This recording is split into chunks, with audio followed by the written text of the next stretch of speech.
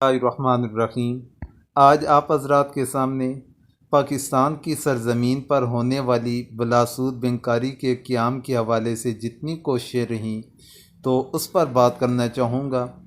اسلامی بینکاری کے قیام اور استحکام کے لیے پاکستان بھی دوسرے ممالک کی طرح، دوسرے اسلامی ممالک یا دوسرے اسلامی اداروں کی طرح پاکستان کے اندر بھی پیش رہا اور مختلف محاذوں پر سودی لعنت پر مبنی نظام سے خلاصی اور قرآن و سنت کے پیش کردہ معاشی اصولوں کی روشنی میں ایسے طریقہ کار کے لیے کاوشیں کی گئی کہ کسی طرح سود کی لعنت سے اس ملک کو پاک کیا جا سکے۔ اس حوالے سے انفرادی اور اجتماعی کاوشیں لائق تحسین ہیں، مگر ہم یہاں محض سرکاری سطح پر ہونے والی چند کاوشوں کا تذکرہ کریں گے۔ انفرادی حیثیت کے اندر تو کافی علماء نے، کافی محققین حضرات نے، کافی معاشی نظام سے محبت رکھنے والے حضرات نے محنت اور کاوش کی، لیکن وہ ایک انفرادی حیثیت بن جاتی ہے یا انتہائی چھوٹے پیمانے پر بن جاتی ہے، تو اس لیے اس کا تذکرہ نہیں کرنا چاہتا، بلکہ اس کا تذکرہ کیا جائے گا جو حکومتی سطح کے اوپر سرکاری سطح پر جو کاوشیں کی گئی تھیں، جس سے یہ بھی اندازہ ہو جائے گا کہ ہمارے ارباب اختیار اسلامی معیشت کے اصولوں کو اپنانے میں کتنے مخلص ہیں۔ جنرل ضیاء الحق کے دور میں اسلامی نظریاتی کونسل کو یہ ذمہ داری سونپی گئی کہ وہ اسلامی معیشت کے اصولوں سے ہم آہنگ ایسا طریقہ کار وضع کرے جس سے سودی لعنت سے چھٹکارا کیا جا سکے۔ اسلامی نظریاتی کونسل نے ماہرین معاشیات اور بینکاری کے تعاون سے ایک عبوری رپورٹ نومبر 1978 اور حتمی رپورٹ جون 1980 میں پیش کی۔ 10 فروری 1979 کو ملک کے 3 مالیاتی اداروں national investment trust, ICP mutual fund اور ہاؤس بلڈنگ فنانس کارپوریشن سے سود کے خاتمے کا اعلان کیا گیا۔ اب سب سے پہلے کب یہ اعلان کیا گیا؟ 10 فروری 1979 کو ملک کے 3 مالیاتی اداروں national investment trust, ICP mutual fund اور ہاؤس بلڈنگ فنانس کارپوریشن سے سود کے خاتمے کا اعلان کیا گیا، جس پر 1 جولائی 1979 کو عمل درآمد ہوا۔ اسلامی نظریاتی کونسل کی رپورٹ کا لب لباب یہ تھا کہ بلاسود بینکاری نفع و نقصان کی بنیاد پر قائم ہوگی۔ بینکوں کا بیشتر کاروبار مشارکت و مضاربت پر مبنی ہوگا اور اجارہ، مرابحہ وغیرہ محض وقتی متبادل کے طور پر استعمال کیے جا سکتے ہیں۔ 1980 کے آخر میں اسٹیٹ بینک آف پاکستان نے تمام تجارتی بینکوں کو یہ حکم جاری کیا کہ وہ 1981 سے اپنے تمام معاملات غیر سودی بنیادوں پر قائم کرنے کے پابند ہوں گے۔ اسٹیٹ بینک کے اس حکم نامے کے پیش نظر حکومتی تحویل میں موجود تجارتی بینکوں نے PLS اکاؤنٹ کے نام سے غیر سودی کھاتے کھولنے کی اسکیم شروع کی اور اندیا دیا کہ رفتہ رفتہ پورے بینکاری نظام کو غیر سودی نظام میں تبدیل کر دیا جائے گا۔ یہ کب ہوا تھا؟ 1981 میں۔ پھر بلا سود بینکاری کے قیام کی ابتدا سے لے کر اسٹیٹ بینک کا حکم نامہ جاری ہونے اور تجارتی بینکوں کی عملداری تک جو جملہ پیش رفت ہوئی وہ محض اتنی تھی کہ مارک اپ کے نام پر سود کو ایک نئی شناخت دے دی گئی۔ اس کے علاوہ اس میں کوئی کام نہیں ہوا اور نہ ہی کوئی بینک اسلامی نظام معیشت پر چلنے کے لیے ذہنی طور پر تیار ہوا۔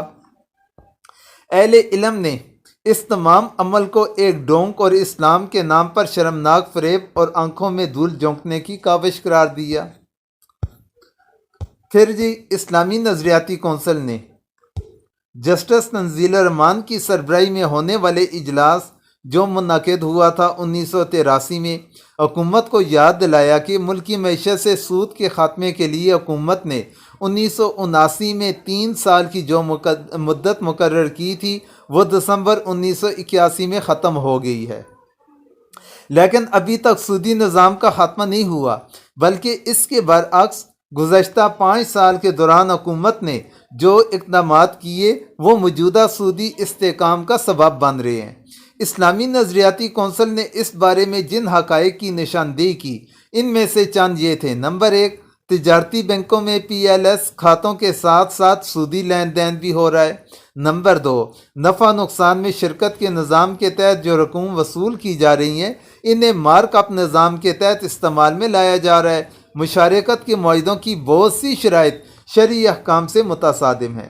نمبر 3، سودی بنیاد پر جاری بچت اسکیموں کو سود سے پاک سرمایہ کاری کے مقابلے میں زیادہ پرکشش بنا دیا گیا ہے۔ مثلا خاص ڈپازٹس پر شرح سود 15% سے بڑھا کر 17% کر دی گئی۔ پھر نمبر 4، حکومت اور حکومت کے زیر انتظام اداروں نے سود کا نام بدل کر اسے منافع کہنا شروع کر دیا۔ نمبر 5، ایسے میعادی کھاتوں پر جن کا لین دین سود کی بنیاد پر ہے زکوٰۃ وضع کی جا رہی ہے، جس سے زکوٰۃ کا تقدس مجروح ہو رہا ہے۔ نمبر 6، نفع و نقصان میں شراکتی کھاتوں میں جمع ہونے والی رقم کس کاروبار میں لگائی جا رہی ہے، اس کا کوئی ذکر نہیں ہے، نہ ہی منافع کے حساب کا طریقہ بتایا گیا۔ اس کے بعد بھی سود کے خاتمے کے بہت سے وعدے کیے گئے، لیکن مرض بڑھتا گیا جوں جوں دوا کی۔ 1984 میں ملک کے وزیر خزانہ غلام اسحاق خان نے قومی بجٹ کے موقع پر اعلان کیا کہ 1985 میں ملک سود سے پاک ہو جائے گا، اور 1 جولائی 1985 کے بعد کوئی بینک سود کی بنیاد پر لین دین نہیں کرے گا۔ اس حکم کے موجب اسٹیٹ بینک نے ایک اعلان تو جاری کر دیا، لیکن نہ اس میں بینکوں نے دلچسپی لی، نہ اسٹیٹ بینک آف پاکستان نے احکامات پر عمل درآمد کا جائزہ لیا، اور نہ خلاف ورزی پر کسی کی گرفت کی۔ کسی واضح طریقہ کار اور ڈائریکشن کے نہ ہونے پر بعض پرس میں مجرمانہ غفلت کا نتیجہ یہ ہوا کہ تجارتی بینکوں نے مضاربہ مشارکہ ترک کر کے مارک اپ کا طریقہ اپنا لیا۔ 23-24 سال کی اس جدوجہد اجلاسوں، سیمینارز، قراردادوں پر محیط جدوجہد کو محض ہیلہ سازی اور چور دروازی کے ذریعے پانی میں بہا دیا گیا۔ 2002 میں پاکستان میں اسلامی بینکوں، جنہیں دوسرے لفظوں میں بلا سودی بینک کہا جا سکتا ہے، کو لائسنس دیے گئے، جن میں سب سے پہلا لائسنس میزان بینک اور اس کے بعد البرکہ بینک کو دیا گیا۔ اس کے ساتھ ساتھ سودی بینکوں کو بھی اسلامی بینکاری کے نام پر علیحدہ شاخیں کھولنے کی اجازت مرحمت فرما دی گئی۔ یہ سن 2002 کی بات ہے۔ الغرض رتب و یابس کو یکجا کر دیا گیا، جس کا مقصد اسلام کے نام پر صارفین کی دولت کو سمیٹنا تھا۔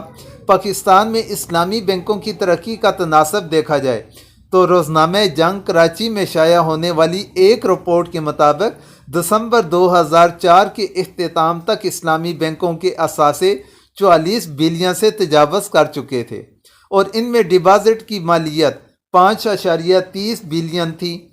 جولائی 2005 میں شائع ہونے والی ایک رپورٹ میں، جو ایک نجی اکاؤنٹنسی فرم کے اسلامک بینکنگ ڈویژن کی مرتب کردہ تھی، کہا گیا تھا کہ 2014 کے اختتام تک پاکستان کے اسلامی بینکوں کے ڈپازٹس کی مالیت 780 بلین تک پہنچ جائے گی، اور اس کی وسعت میں بحرین، قطر اور کویت وغیرہ کے مقابلے میں کہیں زیادہ اضافہ ہو جائے گا۔ تاہم پاکستان میں اسلامی بینکاری کا تناسب اس روایتی بینکاری کے مقابلے میں 8% ہے۔ اسٹیٹ بینک کے تخمینے کے مطابق 2020 تک یہ تناسب 10% تک بڑھ جائے گا۔ الغرض اسلامی بینکاری سسٹم کا آغاز جس جوش و جذبے سے ہوا تھا، جس کے پیچھے یقیناً ان افراد کا اخلاص اور جذبہ کار فرما تھا جنہوں نے دن رات کی انتھک محنت کے بعد اس کی داہ بیل ڈالی تھی۔ تو المختصر آخر کے اندر کہ حکومتی سطح کے اوپر وہ کام نہیں کیا جا سکا جس کی امید لگائی جا سکتی تھی، یا جتنا ان کے کرنے کی استطاعت تھی، طاقت تھی، اس کے مطابق وہ ابھی تک اس کے اوپر کام نہیں کر سکے، جبکہ سودی کاروبار کو آئے روز اس کا بڑھاوا کیا جا رہا ہے، سود کے معاملات کو پرکشش بنایا جا رہا ہے، جبکہ بلا سود بینکاری کا حکومتی سطح کے اوپر جس طرح ان سے امید لگائی جا سکتی تھی اس کے برعکس سلسلہ چل رہا ہے۔ یہ تھا پاکستان کے اندر بلا سود بینکاری کے حوالے سے حکومتی سطح پر اٹھائے جانے والے اقدامات وہ آپ کے میں نے گوشہ گزار کیے۔ اسی کے ساتھ اجازت چاہوں گا۔ آخر میں تمام مرد و خواتین سے دعاؤں کی درخواست ہے۔